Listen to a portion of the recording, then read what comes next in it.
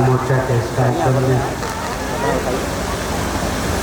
अतिथि के रूप में प्रभारी कार्यक्रम हमारे संगठन और जनपद के आदरणीय प्रभारी जी,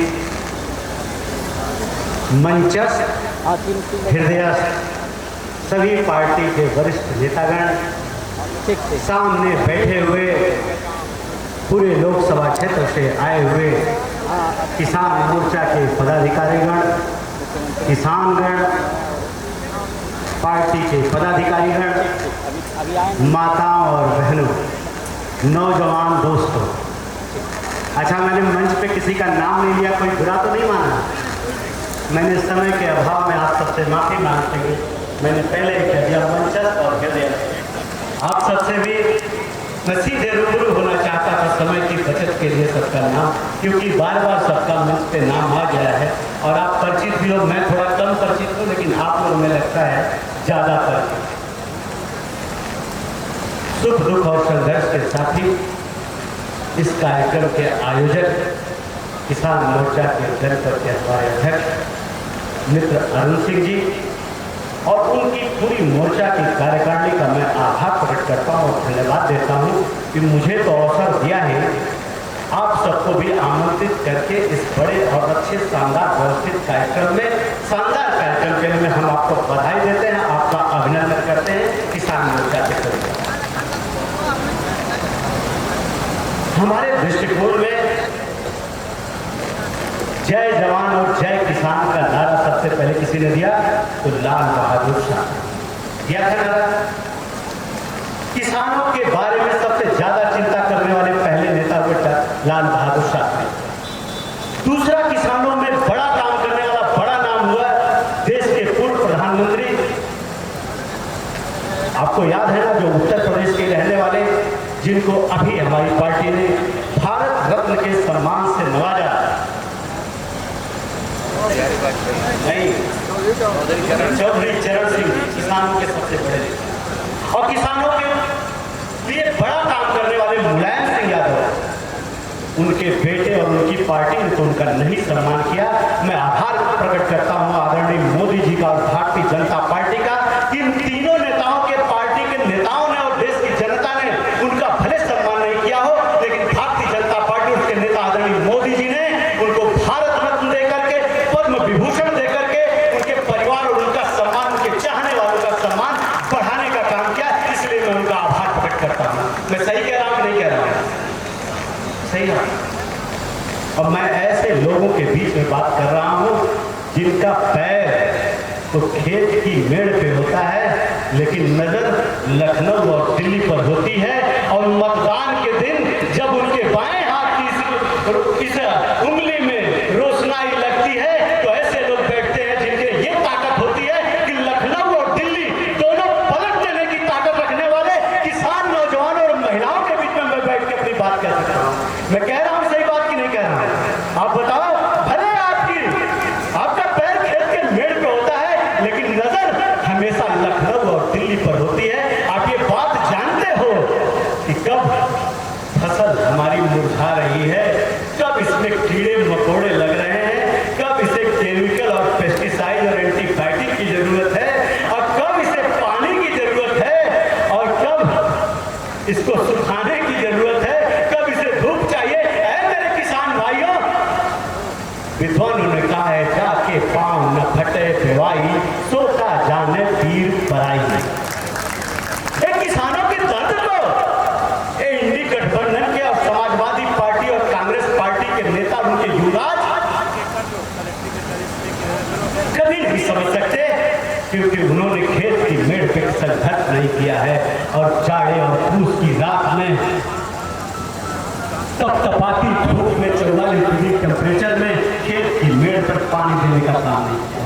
हम ऐसे बीच में अपनी बात रखने वाले हैं कि अगर ईश्वर भी, भगवान भी अगर कहीं से कोई उछल विचल करते हैं, अगर बहुत ज्यादा बारिश होती है, गर्मी होती है, धूप होती है, अगर कहीं भगवान के नजर में भी कहीं कोई डवाडोल होता है, तो सबसे ज्यादा प्रभावित हमारा किसान भाई होता है।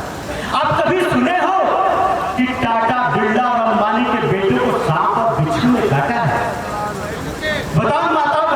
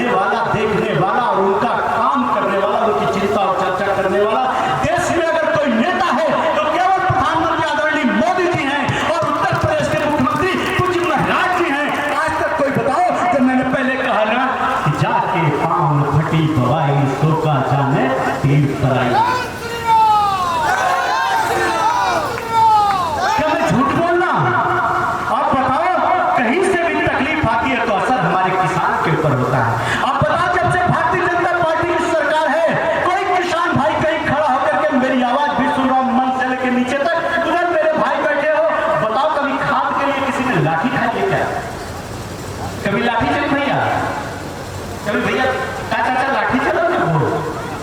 और सपा और कांग्रेस के जमाने में किसान खाद के लिए जाता था, लाठी चलती थी कि नहीं? खाद तो नहीं मिलती थी, लेकिन पीठ और पिछवाड़ा लाल कर देते थे ये समाजवादी पार्टी के लाल टोपी भारी गुंडे। सब खाद हड़प लेते थे। ऐसा करते थे कि नहीं करते थे? आम किसानों को खाद के लिए लाठी खाना पड़ता था। क्या वो दर्द भूल गया? जब से भारतीय जनता पार्टी की सरकार, हमें दावे के साथ कह रहा हूं कि कोई किसान एक खड़ा होकर के नहीं कह सकता, और इस सरकार में कभी, लेकिन कांग्रेस और सपा की सरकारों में उदाहरण मौजूद है कि किसानों ने अगर अपने हक की लड़ाई लेकर के दिल्ली के तरफ, लखनऊ की तरफ कूच किया है तो लाठी भी खाए और गोली भी खाए, किसान शहीद हुए हैं। मैं सही कह रहा हूं कि नहीं कह रहा हूं? किसान मारे गए कि नहीं मारे गए हैं? और दूसरी तरफ भारतीय जनता पार्टी और हमारे नेता मोदी योगी कहते हैं कि किसान की हत्या मतलब गौ हत्या है। जैसे हमारी गौ माता होती है, जब दूध देती है तो थोड़ा सा दूध अपने बछड़े के लिए रख करके दूध समाज को दान कर देती है। उसी तरह से हमारा अन्नदाता किसान फसल पैदा करता है तो थोड़ी सी फसल अपने बाल बच्चों के लिए रख करके अन्न का दान कर देता है। और अन्नदाता के ऊपर लाठी और गोली चलाने वाला हमारी गौ माता की तरह हत्यारा है। अगर किसी ने किसान के ऊपर गोली चलाई है, लाठी चलाई है, तो ऐसे लोग हमारी गौ माता की हत्या की है और गौ माता के अपमान कर रहे हैं। ये भारतीय जनता पार्टी गौ रक्षकों की पार्टी है। गौ माता को अगर किसी ने अपमान करने का, उनका नुकसान करने का दुस्साहस किया तो उनका पंजा मरोड़ने का काम भारतीय जनता पार्टी का कार्यकर्ता और नेता करता है। किसी की हिम्मत और मजाल कि इस सरकार में किसान के ऊपर आंख उठा करके देख ले, लाठी चला दे, गोली चलाने की बात तो दूर है। सही मैं कह रहा हूं कि नहीं? आज किसान सम्मान निधि देकर के आपको ताकत देने का काम भारतीय जनता पार्टी है। किसानों की चिंता करने वाला। अभी हमें पता चला है एमएसपी लागू करके भारतीय जनता पार्टी की सरकारों में आप गेहूं का दाम भैया 2300 मिलत है ना? 2300 है ना भैया? कितना चाचा? अरे बताओ ना, आवाज ना आवत भैया। गेहूं भैया गेहूं पे चला ना? कितना दाम चलत है? नीरज तो आवाज तेज जाओ। कितना? 2300 ना? लेकिन हम जब कल घूमत रहे भैया तो गांव में लोग चर्चा कर रहे हैं कि हमको किसान का ट्रेन पे जाने की जरूरत नहीं पड़ रही है। व्यापारी दरवाजे पे जा रहा है, कह रहा भैया 2300 की जगह 10 रुपया बढ़ती ले लो, हमें यही अपना दे दो। सही बात कह रहा हूं नहीं कह रहा हूं? ये सम्मान बढ़ा है कि नहीं मेरे किसान भाइयों बताइए? ये सम्मान कुछ योगी महाराज जी और हमारे प्रधानमंत्री मोदी जी के कारण हमारे किसान भाइयों की सम्मान है कि दरवाजे पर व्यापारी बोरा लेकर के खड़ा है कि भैया 2300 रुपया में हम ही को दे दीजिए। है ऐसा सम्मान की नहीं? आज आपको दर की ठोकर नहीं खाना पड़ रहा है। और किसान भाइयों, आपकी उपज का असली दाम ये तो बिचौलिए मौज मारते थे ना। और जानते हो ये मोदी जी और हमारी भारतीय जनता पार्टी के लोग क्या कहते हैं कि देश की तरक्की और खुशहाली का रास्ता गांव, किसान और खेत की मेल से होकर के जाता है। जब हमारे घर के, हमारे गांव के किसान के घर में खुशहाली आती है तो मुस्कुराते हुए वो अपना फसल बेच करके बाजार में जाता है तो हमारा व्यापारी खुशहाल हो जाता है। जब व्यापारी के, छोटे व्यापारी दुकानदार के घर में खुशहाली आती है तो थोक के भाव का व्यापारी जनपद का खुशहाल होता है। जब वहां खुशहाली आती है तब जाकर के जो फैक्ट्री बनाने वाले बड़े व्यवसायी हैं, लखनऊ और दिल्ली में बैठे हुए हैं, उनके घर में खुशहाली आती है। जब उनके घर में खुशहाली आती है तो नौजवानों, बेरोजगारों के हाथ में काम आता है, उनके हाथ में खुशहाली आती है।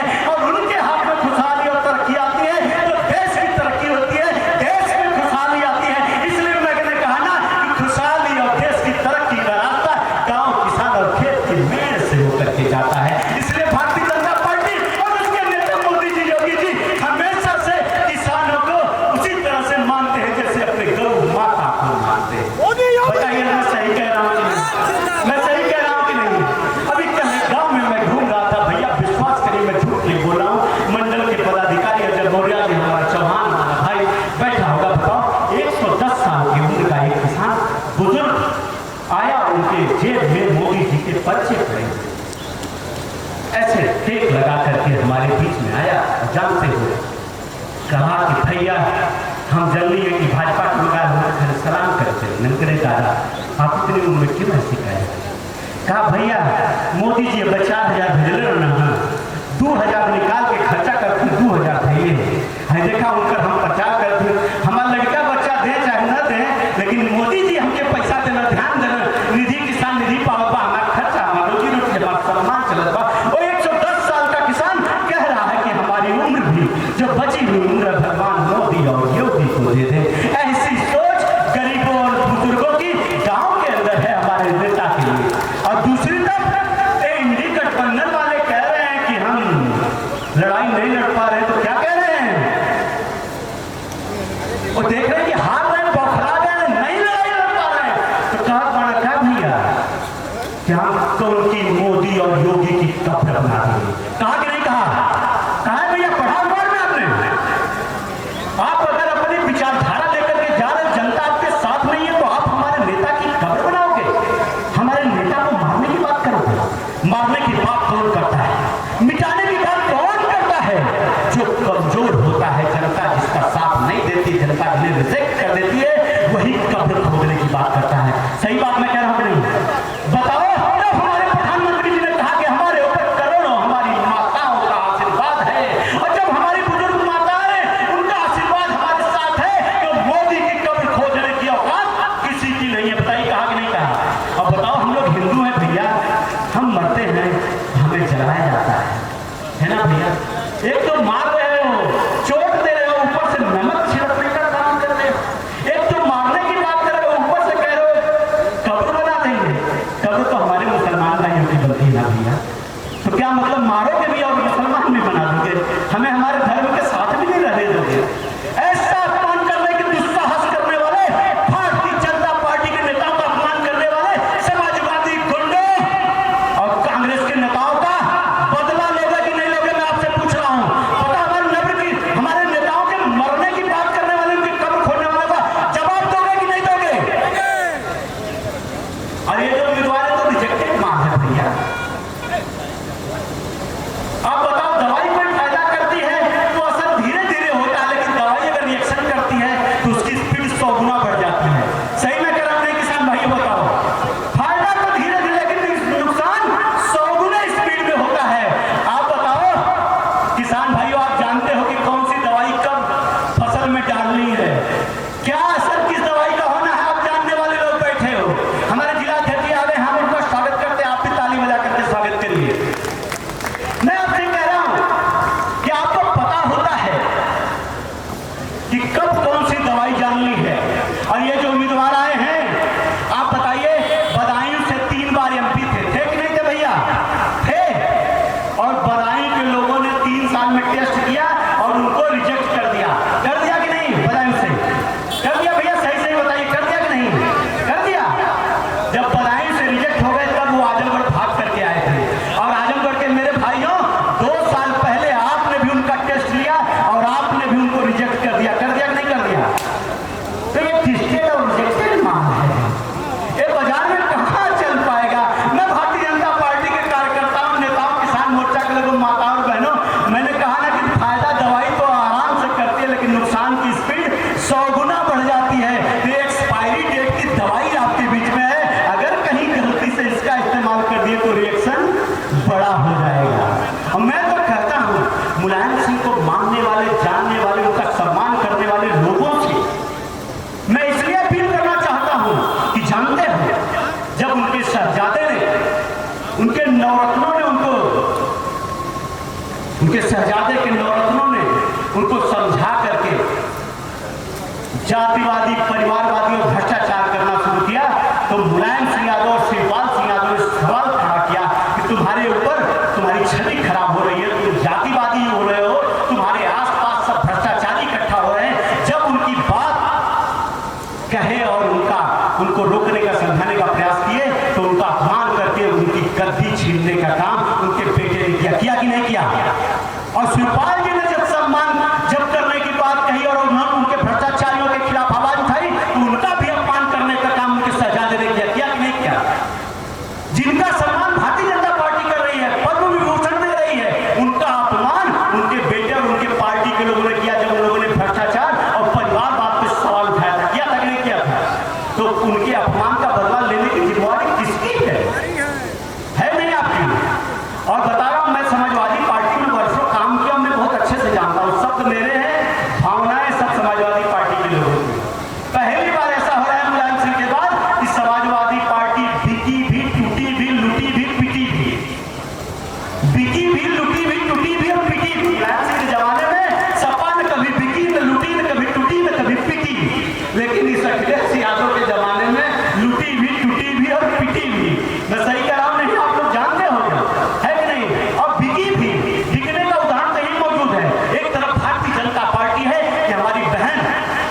गोरखपुर में यादव, संगीता यादव, उनका टिकट कटता है। गोरखपुर के हमारे प्रभारी जी हैं। आप बताइए, विधानसभा का टिकट कटता है हमारी बहन का, तो 6 महीने के अंदर मोदी जी उनको राज्यसभा भेजने का काम करते हैं। किया कि नहीं किया?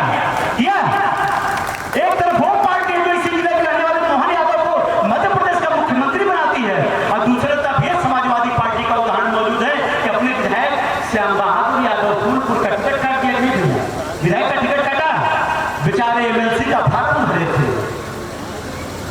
हवलदार यादव का जिला पंचायत अध्यक्ष का टिकट काट दिया, वो भी एमएलसी का फार्म भरे थे। और दिया किसको? और तो और मुस्लिम बहनें हमारी बैठी हुई हैं। आपको पता होगा, वसीम भाई का टिकट कटा था गोपालपुर से, उनका हार्ट अटैक हो गया, उनकी मौत हो गई।